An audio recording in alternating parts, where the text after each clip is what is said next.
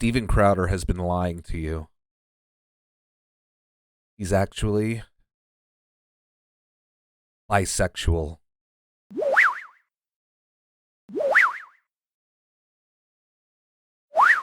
I'm afraid, frankly, I used to have a bad temper.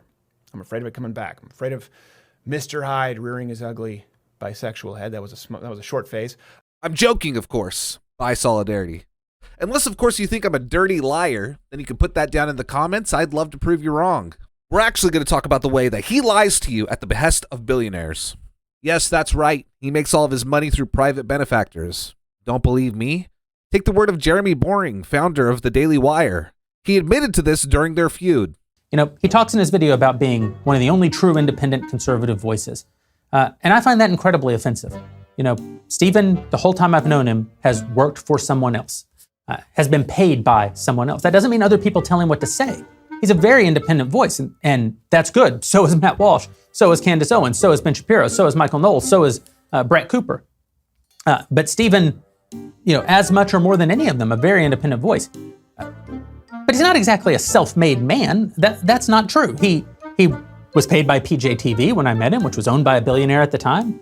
Then he was paid by CRTV for a number of years, which was owned by a billionaire at the time. Then he was paid by The Blaze, which was subsidized by a billionaire, until Tyler Cardon, one of the real genius businessmen in our movement, turned the company around and made it profitable. But why, you might ask? Why would he lie to appease billionaires, and why would they care?